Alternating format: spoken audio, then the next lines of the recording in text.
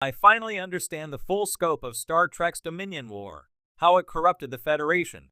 Star Trek's Dominion War was the biggest and bloodiest conflict in its history, touching nearly every major power in 3 quadrants, and now its lingering effects on the Federation have been revealed. Although Trek shows set after the war have painted a largely rosy picture, Star Trek Defiant #17 shows that all is not well, as the Federation is still using the war to justify shady actions. Star Trek Defiant #17 is written by Christopher Cantwell and drawn by Angel Unzueta. The negative effects of the Dominion War are explored throughout. One of Chief O'Brien's Academy cadets accuses him of being a war criminal, thanks to technology he designed during the conflict now being used as a tool of oppression. Adding fuel to the fire is a text piece that puts the Federation on blast for continuing to use the Dominion War as a way to curb freedoms and silence dissent. The message urges Federation citizens to rise up and fight for their rights. The Dominion War cost the Star Trek universe dearly. The Federation has fought numerous wars since its inception, but none took a toll on it, like the Dominion War. The Dominion, the dominant political force in the Gamma Quadrant, sought to bring order to a chaotic galaxy. Using their fearsome Jem'Hadar shock troops, the Dominion ruled an expansive empire and resented the Federation's intrusions. Relations between the two broke down, and before long they were at war. As the war dragged on, nearly every major power in the Alpha and Beta quadrants became involved. The war ended with a victory over the Dominion, but the scars persist. Other Star Trek shows and media have played around with the idea of life in the Federation during wartime.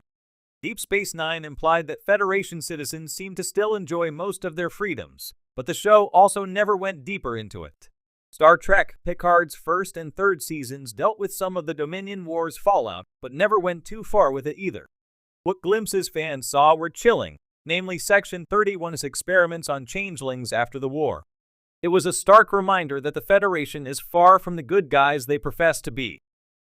The Dominion War will haunt the galaxy for hundreds of years now. Star Trek Defiant #17 is finally confronting the legacy of the Dominion War head-on, and the picture it paints is not a good one. The Federation apparently restricted freedoms during the war, and is still doing so in some fashion. The poster of the message offered no evidence to support their claims, and without any proof, it becomes hard to verify.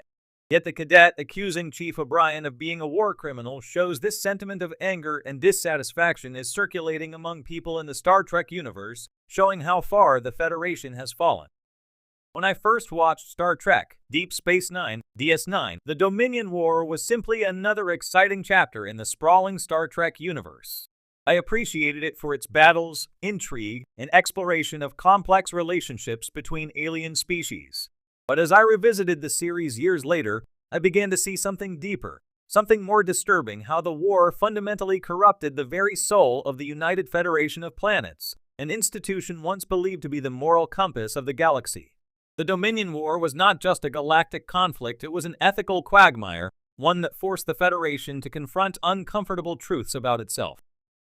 In many ways, it tore at the fabric of Star Trek's most cherished ideals: exploration, peace, and diplomacy, and revealed a darker side to the Federation. For me, this war represents a pivotal moment in the franchise, one where the line between right and wrong becomes terrifyingly blurred. It was no longer about boldly going where no one had gone before.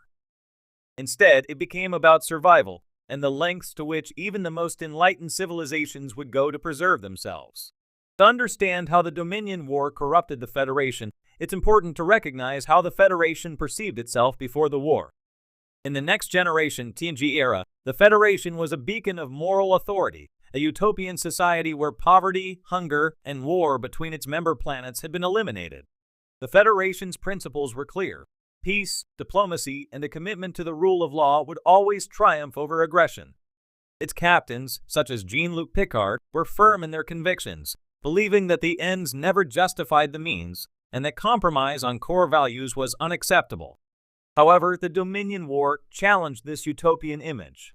The Federation found itself facing an enemy unlike any it had ever encountered: the Dominion, a vast and authoritarian empire ruled by the Founders, a shape-shifting species who saw order and control as the highest virtues.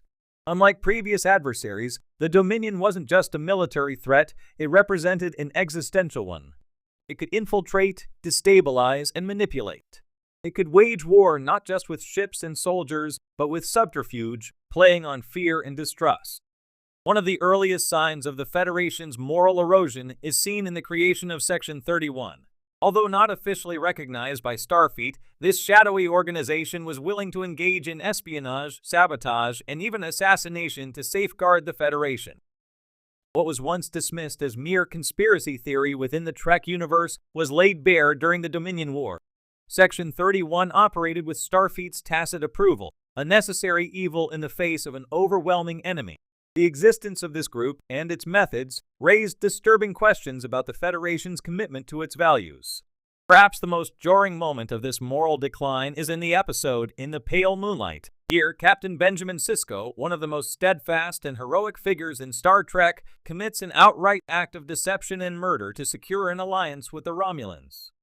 Sisko, driven by desperation as the Federation was losing the war, conspires with Garak, the Cardassian spy turned tailor, to create false evidence implicating the Dominion in a plot against the Romulan Star Empire. When the ruse fails and the Romulan diplomat uncovers the truth, Garak kills him, ensuring the desired outcome. Romulus enters the war against the Dominion. Sisko rationalizes this morally reprehensible act by arguing that the survival of the Federation is at stake. "I can live with it," he says at the episode's conclusion. But the question that lingers is, can the Federation? This moment is significant because it represents a complete reversal of what Starfleet captains like Picard would have done in the same situation. Picard famously refused to compromise his values, even in the face of dire consequences. But Sisko, like the Federation he serves, is no longer fighting for ideals. He's fighting for survival, and survival at any cost. It's a far cry from the noble image of the Federation we once knew. The Federation's alliance with the Klingon Empire, longtime foes turned uneasy allies, further illustrates the compromises made during the Dominion War.